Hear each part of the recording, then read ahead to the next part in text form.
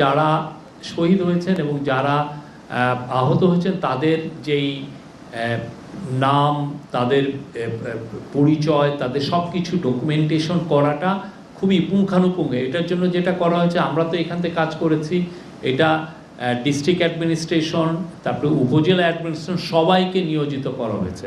তো সেইটার আলোকে যারা শহীদ যারা হয়েছেন তাদেরকে আপনারা জানেন বেশ কিছু মাস, কয়েক মাস আগে আমরা জানিয়েছিলাম যে তারা 30 লক্ষ টাকা করে পাবেন তাদের ফ্যামিলি। হ্যাঁ, তো সেই এককালীন, এবং এটার জন্য এই বছর যে অর্থ বছরটা যেটা শেষ হবে জুনের 30 তারিখে, সেই অর্থ বছরে সঞ্চয়পত্রের মাধ্যমে তারা 10 লাখ টাকা পাবেন। আর 2025-2026 অর্থ বছর যেটা জুলাই শুরু হবে এবং শেষ হবে জুন 2026-এ, সেই সময় আরও 20 লক্ষ টাকার তারা সঞ্চয়পত্র পাবেন প্রত্যেকটা শহীদ পরিবার। এবং প্রতি শহীদ পরিবারকে প্রতি মাসে 20,000 টাকা করে ভাতা প্রদান করা হবে। জুলাই 24-এ যোদ্ধাগণ 3টি মেডিকেল ক্যাটাগরি, যথা ক্যাটাগরি এ, ক্যাটাগরি বি এবং ক্যাটাগরি সি অনুযায়ী সুবিধা পাবেন।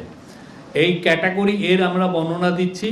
যারা ক্যাটাগরি হচ্ছে যে যারা গুরুতর আহত হয়েছেন, আপনারা জানেন অনেক ইয়াং স্টুডেন্ট তারা কিন্তু চোখ হারিয়েছেন, অনেকের ধরেন হাত, কোনো লিম্ব নষ্ট, হাত পা পুরো কেটে ফেলতে হয়েছে, মানে যেভাবে তাদেরকে গুলি করা হয়েছে।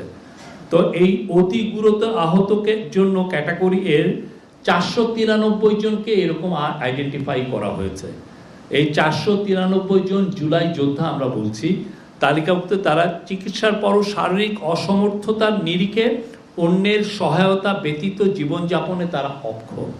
ক্যাটাগরি এ শ্রেণী নিম্নোক্ত প্রক্রিয়ায় আর্থিক অনুদান ও অন্যান্য সুযোগ প্রাপ্ত হবেন।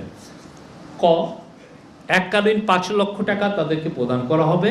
এবং এটা কিভাবে দেওয়া হবে, সেটা হচ্ছে যে এই অর্থ বছরে, যেটা আমি আবারও বলছি যে জুনের 30 তারিখে যে অর্থ বছর শেষ হবে, তার এটা 2 লক্ষ টাকা ওনারা পাবেন ব্যাংকে চেকের মাধ্যমে।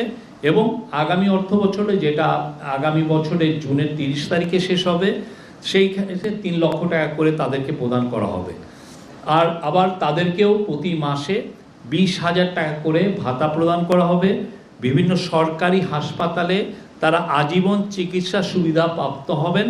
তাছাড়া উপযুক্ত মেডিকেল বোর্ডের সুপারিশে দেশি বিদেশি হাসপাতালে চিকিৎসা সেবা পাবেন। আপনারা জানেন অনেককে আমরা প্রায় 40 জনের উপরে ছেলে মেয়েকে আমরা বিদেশে পাঠিয়েছি, যারা খুবই গুরুতর অসুস্থ ছিলেন তাদের চিকিৎসার জন্য।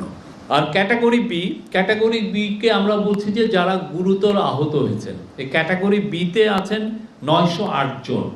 এগেন এই যে ক্যাটাগরিটা করাটা হয়েছে মূলত হচ্ছে মেডিকেল বোর্ডের মাধ্যমে। মেডিকেল বোর্ডই জাজ করেছেন যে কারা ক্যাটাগরি এতে থাকবেন, ক্যাটাগরি বিতে কারা থাকবেন। এটা পুরোপুরি হচ্ছে মেডিকেল বোর্ড দ্বারা এটা এই ডিসিশনটা এসছে। তো সেক্ষেত্রে ক্যাটাগরি বির ক্ষেত্রে গুরুতর আহতরি ক্যাটাগরি বিতে 908 জন জুলাই যোদ্ধা তালিকাভুক্ত, যারা পর্যাপ্ত চিকিৎসার পর শারীরিক অসামর্থ্যতার নিরিখে অন্যের আংশিক সহায়তায় জীবনযাপনে সক্ষম হবে বলে প্রতীয়মান। গুরুতর আহত জুলাই যোদ্ধাগণ নিম্নোক্ত প্রক্রিয়ায় আর্থিক অনুদান ও অন্যান্য সুযোগ পাবেন। ক, এককালীন 3 লক্ষ টাকা তাদেরকে প্রদান করা হবে প্রত্যেককে। এই অর্থ বছরে পাবেন হচ্ছে 1 লক্ষ টাকা এবং আগামী অর্থ বছরে পাবেন 2 লক্ষ টাকা। মাসিক 15,000 টাকা ভাতা প্রদান করা হবে। কর্মসহায়ক প্রয়োজনীয় প্রশিক্ষণ ও অগ্রাধিকার ভিত্তিতে সরকারি আধা সরকারি কর্মসংস্থান প্রাপ্ত হবেন। পরিচয়পত্র প্রাপ্ত হবেন এবং পরিচয়পত্র প্রদর্শন করে সরকার কর্তৃক বিভিন্ন সুবিধাদি পাবেন।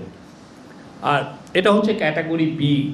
আর ক্যাটাগরি সি, ওনারা আহত হয়েছেন, এই আহত ক্যাটাগরি সিতে আছেন 10,648 জন।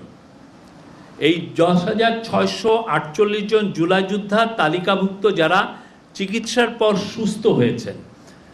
আহত জুলাই যোদ্ধাগণ নিম্নোক্ত প্রক্রিয়ায় আর্থিক অনুদান ও অন্যান্য সুবিধাদি প্রাপ্ত হবেন। ক, এককালীন 1 লক্ষ টাকা তাদেরকে প্রদান করা হবে। খ, মাসিক 10,000 টাকা প্রদান করা হবে। গ, পুনর্বাসন সুবিধা প্রাপ্ত হবেন। গ, পরিচয়পত্র প্রাপ্ত হবেন এবং পরিচয়পত্র প্রদর্শন করে সরকার কর্তৃক বিভিন্ন সুবিধাদি পাবেন। তো আমরা আজকে আমরা এই পুরো জিনিসগুলো 6 মাসে আমরা প্রত্যেকটা লোকের, যারা আহত হয়েছেন, যারা শহীদ হয়েছেন, সবাইকে আমরা পুঙ্খানুপুঙ্খভাবে এগুলো আমরা বিচার করেছি এবং এটা মেডিকেল বোর্ড দ্বারা, মেডিকেল যারা সরকারি যেগুলো হাসপাতালে যারা চিকিৎসা নিয়েছেন সেগুলোর পুরো নিরিখে এগুলো ক্যাটাগরিগুলো করা হয়েছে।